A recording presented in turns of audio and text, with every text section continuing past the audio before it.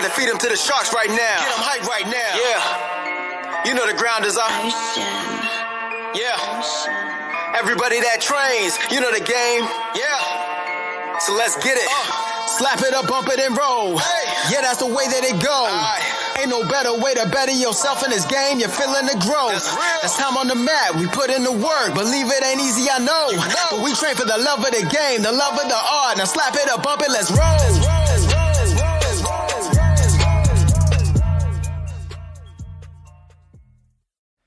Welcome to episode 68 of the BJJ Campaign podcast. My name is Jeff Boone. I'm an A3 blue belt, 3 stripes. Phil Coors, A2 blue belt, 2 stripes. Billy, we're going to talk all things competition today. Let's do it. I rewatched them. What did you think?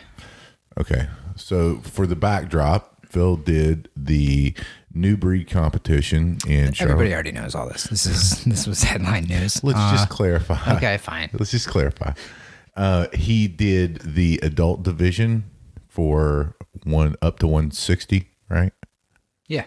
Up to 160. And then he did the executive division, which is over 30, same weight class. And he had 7 matches in, I don't think it was more than an hour. I think it was. Was it? Yeah. I would say probably an hour and a half. Maybe an hour. But that was a lot of matches. Really, really. It felt like 4 days. I know.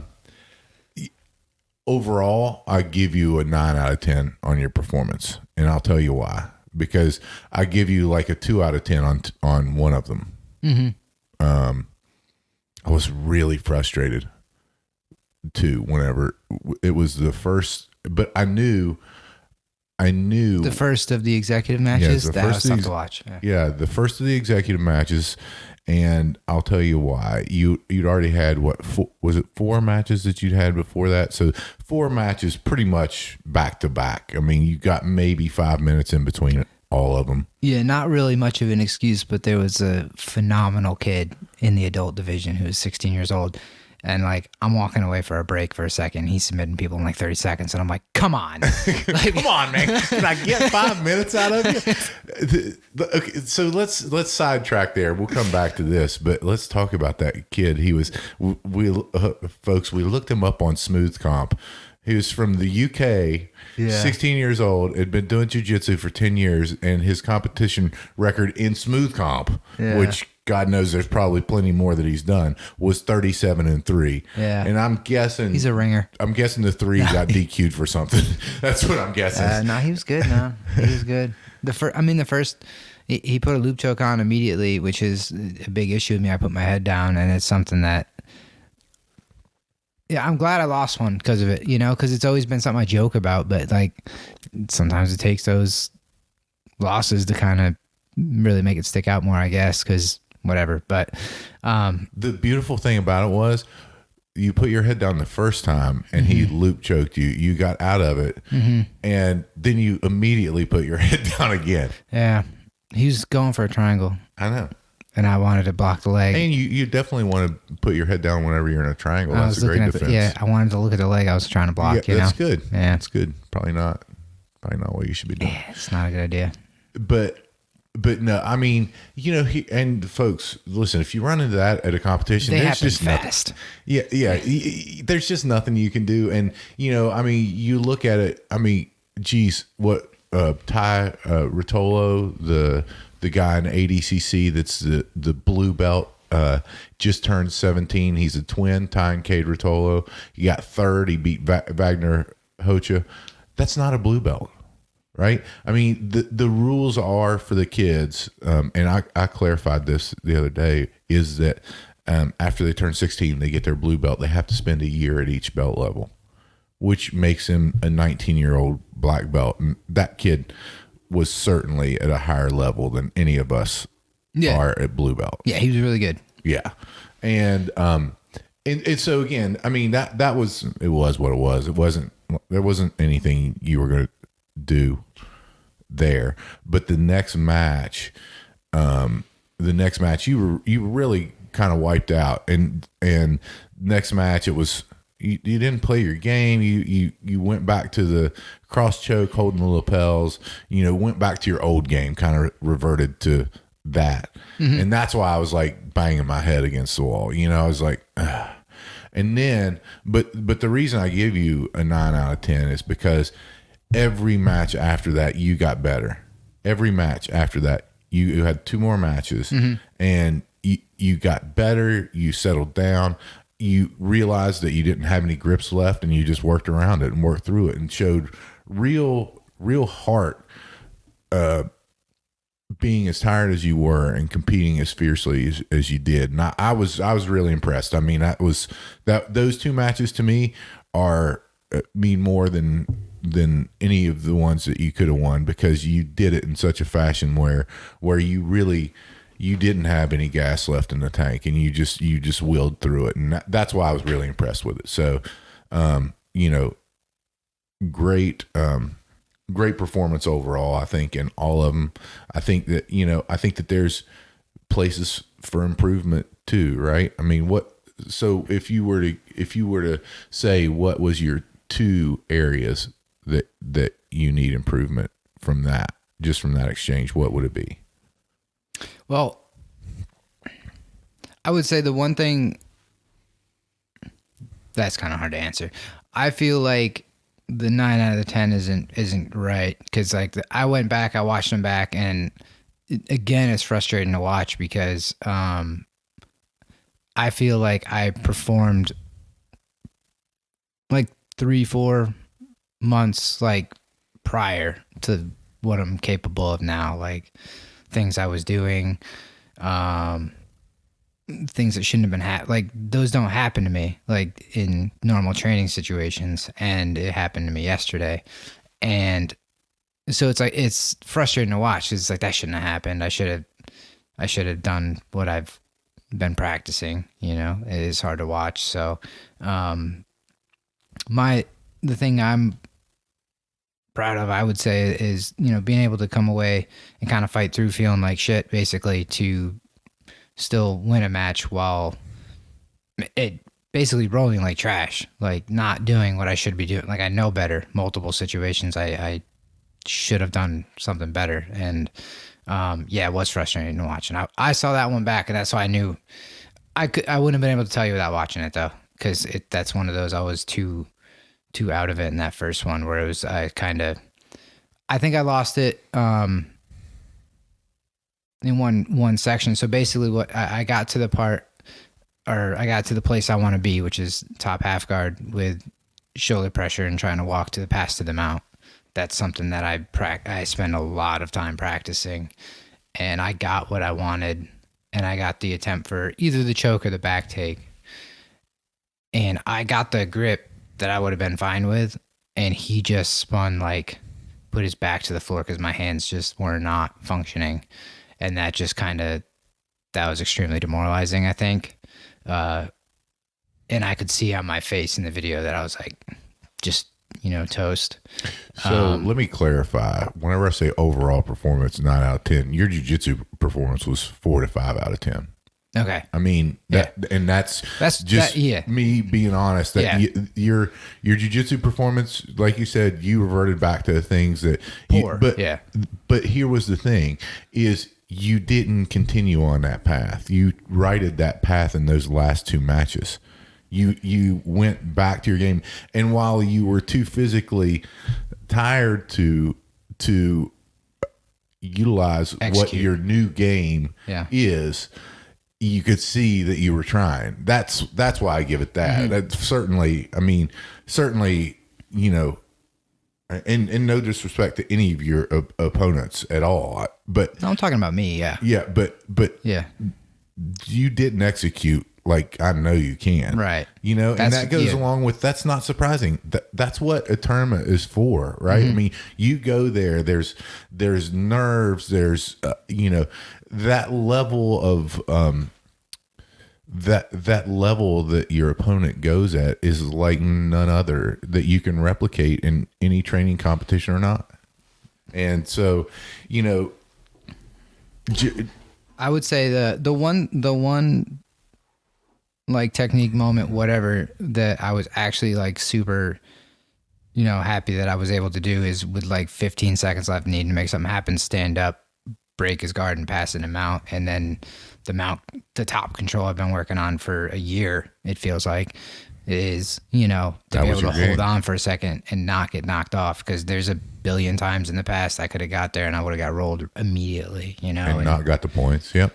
So being able to do that in the last second when when we got reset with a minute and a half, I looked at the clock and I was like, oh, Jesus, like how is there still a minute and a half? I was, but to feel that way and still be able to stand up and try something with not a lot of time left was, that was move of the day or whatever you want to call it for me that I was happy about. It wasn't pretty, but it was effective or whatever. So that was pretty much it. But the rest of it was, and I've been thinking about it a lot. And I was like, I'm sitting there talking to you yesterday, and I was like, in the middle of it, I was like, I don't think I can do this anymore. Like, this is too many matches, and I'm useless. But I don't think that's right, because I can go in today feeling like trash when I get there. And then, it took me an hour and a half to warm up, but I can roll for 2 hours.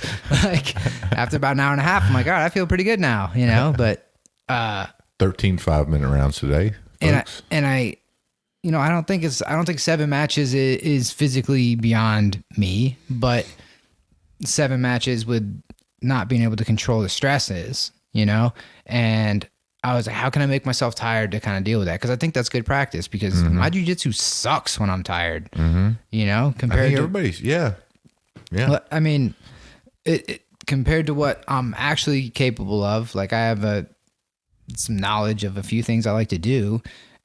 I was not able to physically do it or mentally, make the right decisions even remotely in time for what I should have been doing. So do I need to try to beat myself up and make myself tired and try to train through that all the time? Or do I need to spend more time in the stressful environment controlling the nerves? So I'm I think they're both things to look at.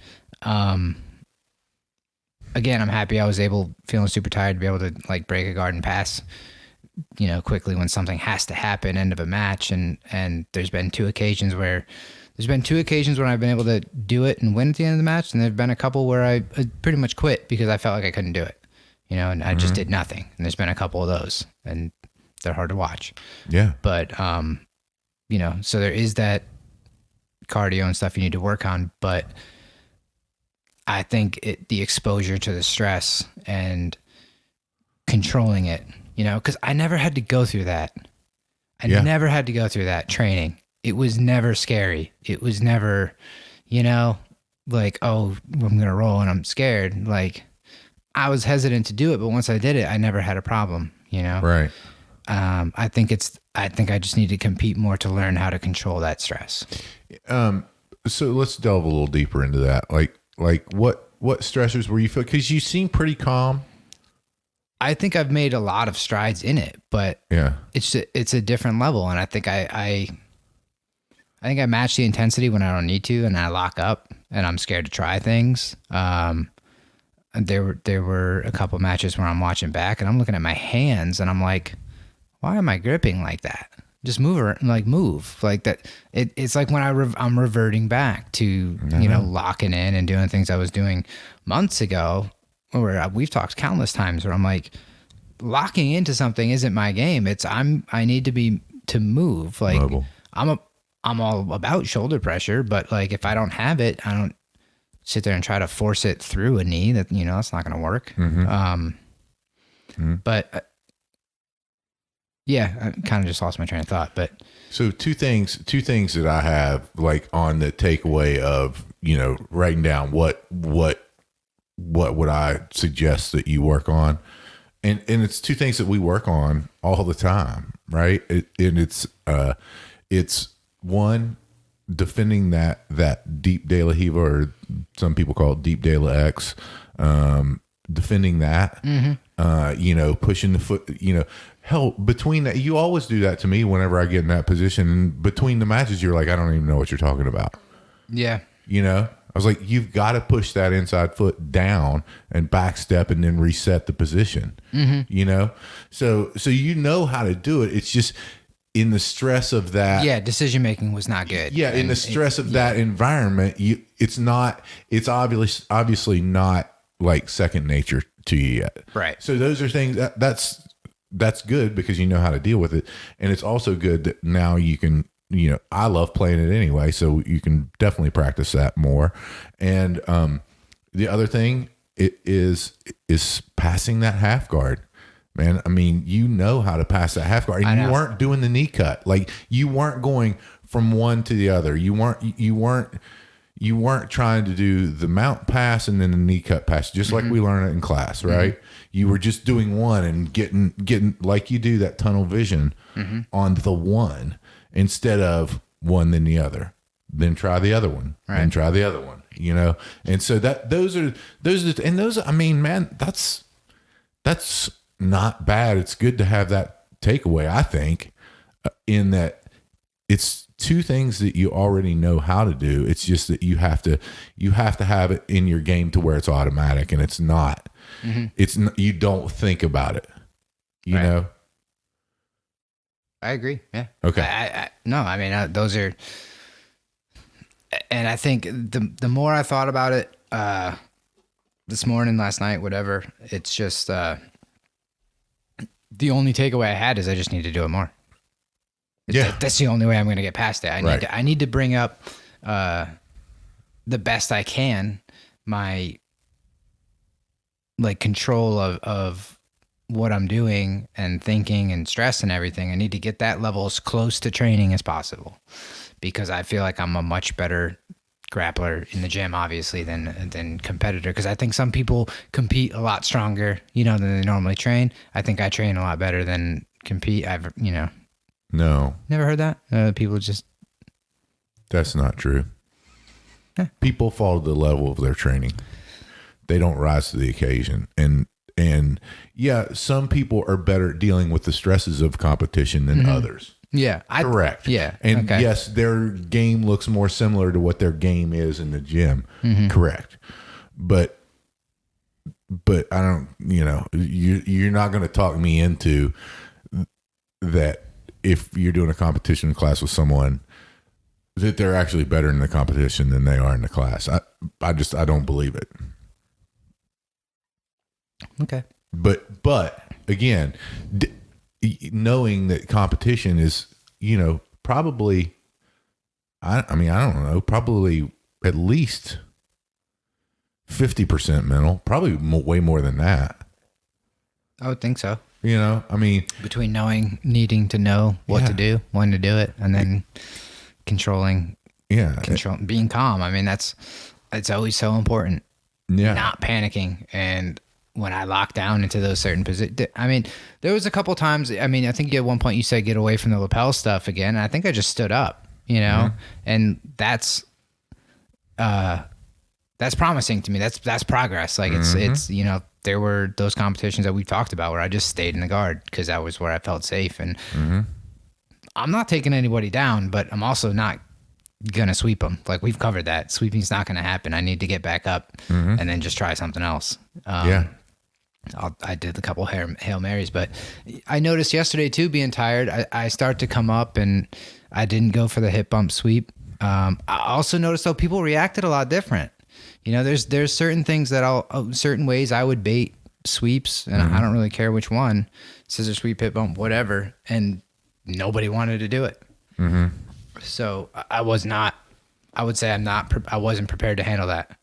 Like typically when I present that sweep opportunity, because I'm looking to try to pass off of it, and people don't take it, it was weird. But I've done that before. Like I've been in the guard where, I mean, I had Terry screaming at me like, "Excuse me, you know how to do the scissor sweep. What are you doing?" And I wouldn't leave. Like I was just going to stay in the one spot. So I've been on both sides of that, you know, but I don't know. Some of it was a little weird, but I also need to go through the thought pattern of like, I have this amount of time. I need to do something. It's like, I can't rely only on baiting something, you know, and I think I got to that point later, force something the best I can, force it to happen.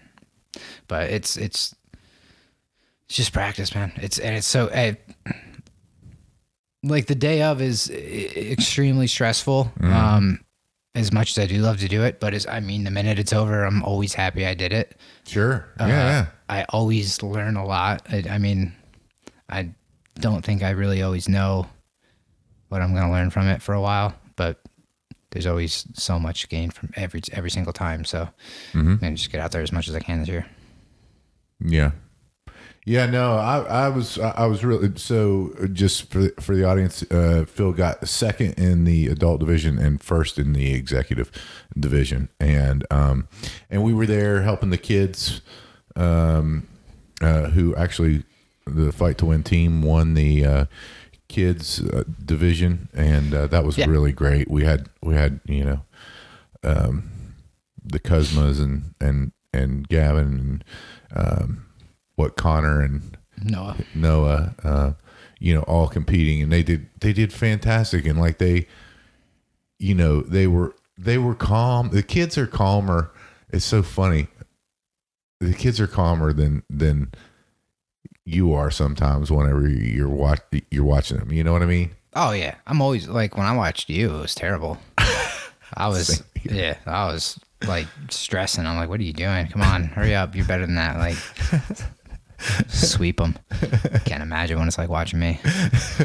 Terrible. No, it was good. I had fun. I hope it didn't come across that I was stressed about it, but it was just like, I just had to keep in mind. I had to keep the mindset of, this is different, man. This is different. I know your capabilities when it comes to grappling, and that was not even the tip of the iceberg that you showed this week. But that's the beauty of it, is you still did really well, and finished stronger, and kind of overcame that hump, and then got into your game. And I felt like the last match you were more in your game than any of the previous matches. And obviously you're the most tired then too. Yeah, I think the second win started to come. Yeah. But I'm wondering too, like the more you can control it, the second win starts to come faster and faster, because like, again, 7 matches is a lot, but like I don't think that's beyond what I should be able to do. Do you feel like you got enough of a sweat in before you started? I don't know. I think that, I know it helps because everybody says it does, you know, and it's just different. I don't know. I just think it's going to take time and just the experience of doing it until it's not. I mean, and like, it's funny too, once the match starts, I feel like I'm thinking relatively clearly, I think I was doing the right stuff, but then I watch back on video and I'm like, why am I grabbing like that? And I talk to people that are new to jiu-jitsu, and I'm like, you're going to want to ease up on that grip, because it's going to get hard to hold on to after a few minutes. Here I am, so it's keep that head up. Well, that's details, but yeah, so I'm curious to see if it improves, because I think, I don't think it's beyond my capability to have. I can be tired at the end of 7 matches. I shouldn't be tired in the middle of the 3rd. Right. That's yeah. And as long as there's improvement, I'm good. Yeah. I think every time I go back out, I do much better than the time before. I think you're going to look back on this competition as a kind of a hallmark of when your game changes, because just going from the very start to the very end, when you kind of overcame that adversity, I think you're going to really look back positively on this competition and the overall scope of your competitive career. And I didn't pull guard once. No, you didn't. 0 takedown attempts, but right, didn't pull guard once. 0 takedown. Yeah, everyone did pull guard on you. That's perfect. That it's a mental thing now. I'm refusing to pull guard, and eventually someone's going to get tired of walking around with their butts out and they'll pull guard. Just because you don't want to be a victim of one of Vernon Kirk's memes about guard That's pulling. true. Yeah, I won't pull guard. Congrats to Vernon Kirk for his win at Sirius this past weekend and his black belt promotion.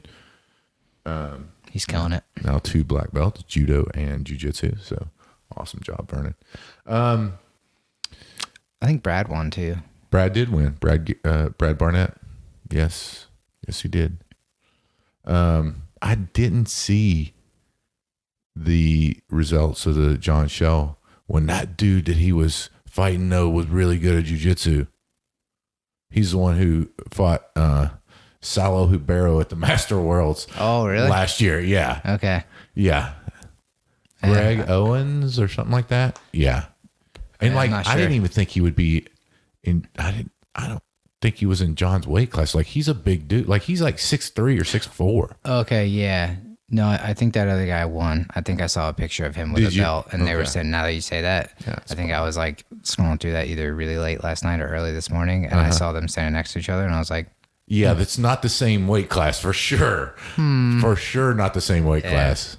yeah, I haven't seen the match. But though, so I don't know kudos, what John happened. Shell took that on short notice because they needed Yeah. somebody to step up, and he's always willing to give it a go. Yeah. And I'm sure he did.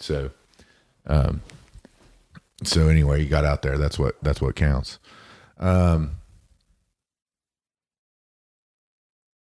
We had the fight party last night, That's right. right?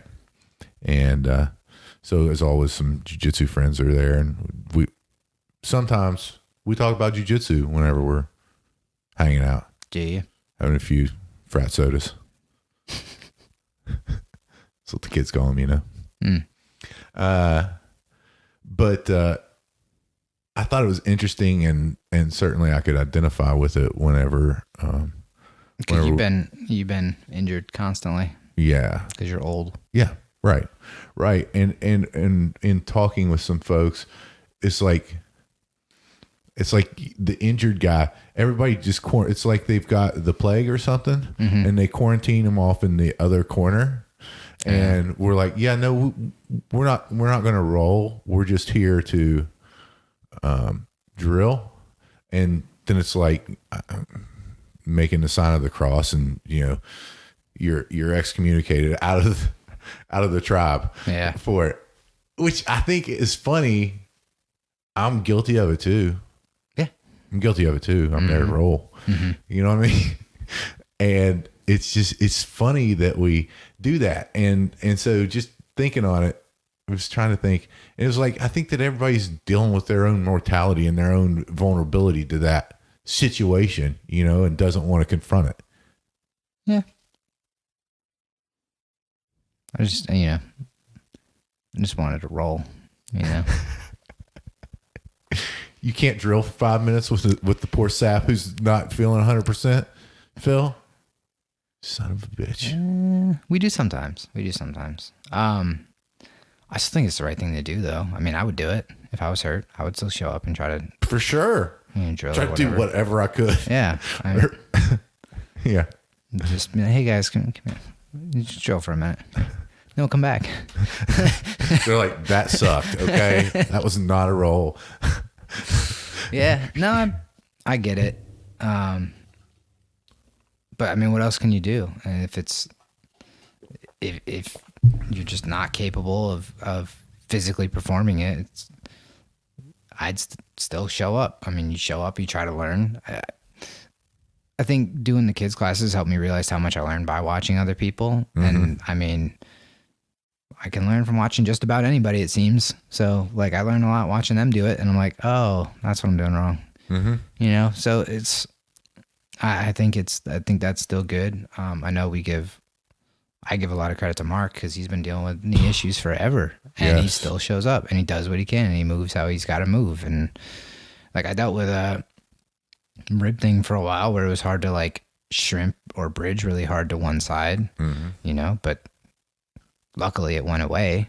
So, I mean, having to deal with it all the time would be really annoying, but it's awesome. Keeps coming back, watches when he has to, doesn't move the leg when he can't, and I think I would do the same exact thing that, I did for a while, and It sucks, but not training sucks way more. Yeah, and and what Mark said to me the other day, and it was really like, I was like, that's great, a great lesson.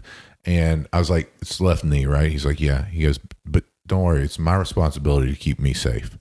And I'm like, that's a really good outlook on how to do it. Now, obviously, I'm going to do everything I can to keep him safe as well. But I think that's definitely the right mindset to approach it with, is that I'm responsible for my own well-being. I've got to either tap early or just stay away from situations where you could have potential furthering of the injury that you have. Yeah, I think you take that similar approach to this whole neck nonsense you have going on now, where it's, I'll grab something and then I think about it more, I feel like, than you, and I'm always backing off and making sure, because I know you're going to tap when you have to, but at the same time, there's a whole lot of training we can do where we don't have to be there.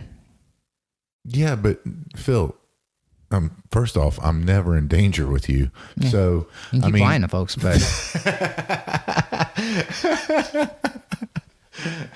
that's not true. But really, I mean, I don't, and it's when my head gets close to my right shoulder, it sends shooting pain down my arm. So I'm just going to tap there. It's not, and to just explaining that to partners before you go, because they're like, oh, what happened? I did that once and I didn't explain it. It was to Brent, and I think it was Brent. And he goes, oh, what'd I do? I was like, no, I said, it's my injury. I didn't tell you about it beforehand. Sorry. Mm-hmm. That's on me, but yeah, I think that's something that whenever you have a training partner who's, kind of excommunicated because they're injured, just bring them back into the fold. Just do whatever it is. Take a roll off. Chances are you're likely to learn something from doing the drilling that they want to do, or doing the positional stuff that they want to do. It's probably you're going to be better off for it too. So. Yeah, I like the old, I'm injured, let's take it slow. And then they immediately quickly pass the guard. You're 100%. It's like, oh. Wait, I thought we were taking this slow. All right, here you go. This is slow. If you're not cheating, you're not trying. That's right. A couple silly things came up. When is the appropriate time for an oil check? Every 3,000 miles. Not that oil check, though. The answer is, it depends on how close you are with your training partner. That one's a popular one. Yeah, that one is a popular. The other one is, when is it appropriate and when it is inappropriate to have eye contact? When is the inappropriate time? Basically any time. I mean, if you're staring at somebody's eyes, it's all mind games. Oh, geez. But no, it was fun. And how about that Conor McGregor and Cerrone match last night? Yeah, that was crazy. Stone shoulders. I've not seen that before. I've seen it, but never to be devastating, Yeah. Never to mess somebody up like that. Busted his nose up. He said he was bleeding like right away. Yeah. It's crazy.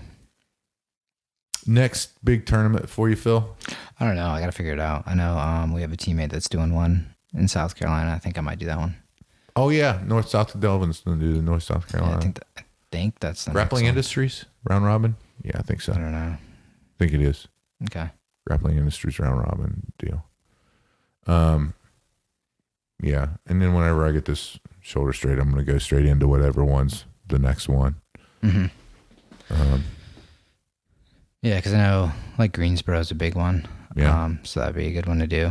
Yeah, because Greensboro always pulls from like the Virginia, Raleigh, Charlotte. It's kind of really good. It's central. Yeah. I think if I do a Nogi one, I shouldn't be able to burn out my grips. It's very true. I've thought about that too. Very true. I was like, I'll have nothing to grab. Maybe this is what I need to do. Not a bad idea, Phil. That first one in and can't hold on to anything. have my opponent be like, "Sir, please stop holding my hand."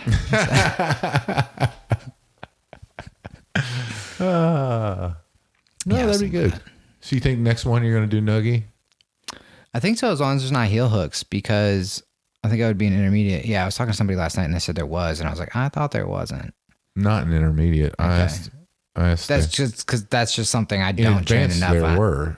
I know. Yeah. That's what I mean. I'd like to do like 1 or 2 Nogis, I guess, before I go to purple belt, because after that, I have no interest in trying to hang with the people who are good at that. Like, For now, you have no interest in that. That's going to change 6 months from now. Yeah. You're going to be talking honey hole Yeah. inside Senkaku. That's my favorite hole.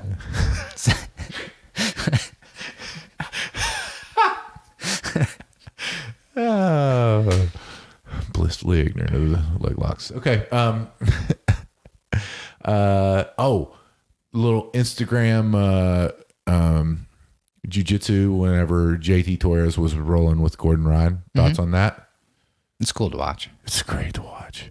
Yeah, they're both really good. Yes. You know, I think I sent that to you. Yeah, you did. Yeah. Well, you sent it to us. Yeah. And then you were like, yeah, JT Torres is better. And I was like, I agree.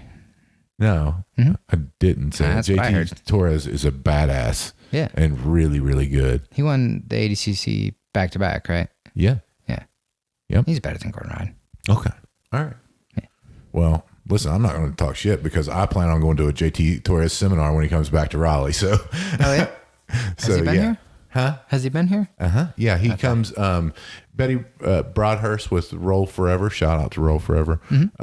She does a lot of stuff with JT Torres. Brings him down to Virginia and Raleigh okay. every year to do seminars. And I think the last one was. I think it was whenever I did that Greensboro competition.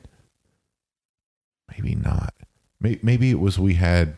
That wouldn't make sense because those are the same people. Yeah, no. Maybe we had a seminar or something, and we couldn't go because we were otherwise committed. Oh, okay. In that, but yeah, I definitely want to go to one of his seminars. I love watching him, and he's really an anomaly too because he's as good or better in the gi than he is Nogi. Yeah. Yeah. Yeah, and did they show them? No, they were in Nogi. It was him and JT Torres and Nogi. But did they? It was Gordon. There was one with He's Gordon. been Ryan posting a lot of stuff in the gi rolling lately. in the gi too. Yeah. Some guy asked him. He goes, "Are you a black belt in the gi?" I was like, "What kind of stupid question is that?" I don't know, man. He had a good witty response. I can't remember what it was, but it was pretty damn funny. And people are crazy. Let's see. What else? Other big things on the horizon.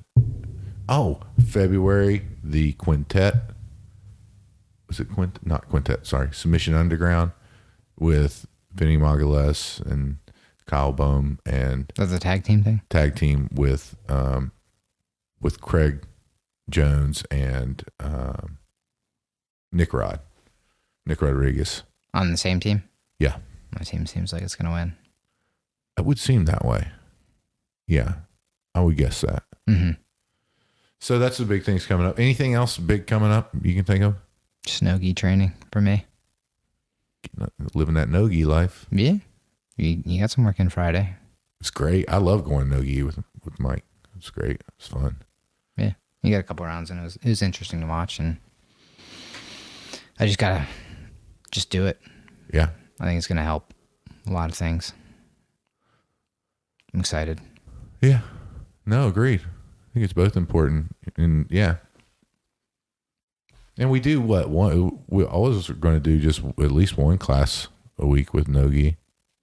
Yeah. Around striking sparring. Yeah. Yeah. I think that's a good class. And then my brain wasn't really working today, so I didn't think of it at all. But we've been working that into a lot of the open mat stuff on Sunday. And I like that too. I like going that half and half. But yeah, my brain, it's not there today, so that didn't even cross my mind, to be honest with you. But the last 2-3 weeks, we've definitely been doing that a little bit. And I grabbed 1 or 2 other people last time, and just to get a couple couple rolls in without the grips, because I think that's going to be super beneficial if I can get away from gripping so much as we've seen. Yeah. Because when you can't grip, it sucks. You know. Yeah. No, and the principles are there with Nogi. You know. So want to give a shout out to the Role Model Camp, May 1st through 3rd in Indianapolis, Indiana. That's an all women's camp that the Klingermans are putting on, AJ in particular. And if you put in the code BJJ Campaign, you get 10% off. Again, that's May 1st through 3rd. You know, a bunch of great instructors going to be there.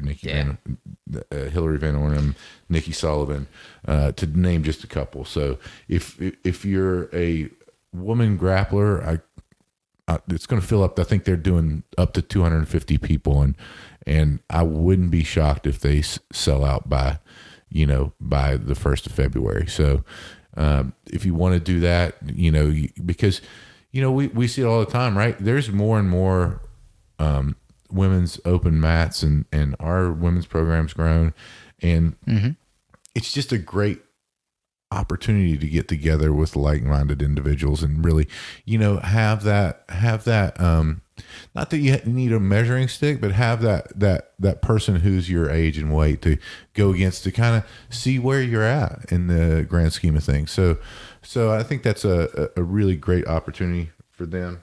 For any woman out there that's a grappler, check it out. Tell them BJJ Campaign sent you. You get a little money off too. Yeah, Jiu-Jitsu camp is awesome. It's the best. I know. You meet all the friends there, and everybody's so cool. You can kind of make kind of cool friendships that are a little bit different than the normal everyday friends. Yeah, it's very true. Very true. Philly, how else can the folks support us if they choose to do so? BJJCampaignPodcast.com. Buy a rash guard or a hoodie or a t-shirt or a patch or all of them. There you go. YouTube, Instagram, Facebook on the group. There's some memes, other posts. That's about it. Instagram. Can we see a hashtag do more jiu-jitsu if we look that up? What do you mean? Can we see all those posts if we look up hashtag do more jiu-jitsu? Probably. I don't know. Do you look up hashtags? I don't know. I don't know anything about this Instagram stuff. I mean, probably. But we are trying to do more on Instagram, and that's our hashtag that Philly made up is do more jiu-jitsu. I invented it, actually. Yeah. You did invent it. Nobody has said that before. Yep. Mm-hmm. He doesn't invent moves, so to speak, unless you consider the head down position move. But I'm innovating head down. Backfired yesterday. I learned to do this head down guard because out of necessity. Essentially like a rhino. But yeah, check out the Instagram. And folks, if you're not out there doing something every day to make yourself better, get out there and do it. Phil and I choose jiu-jitsu. We hope you do too. I'm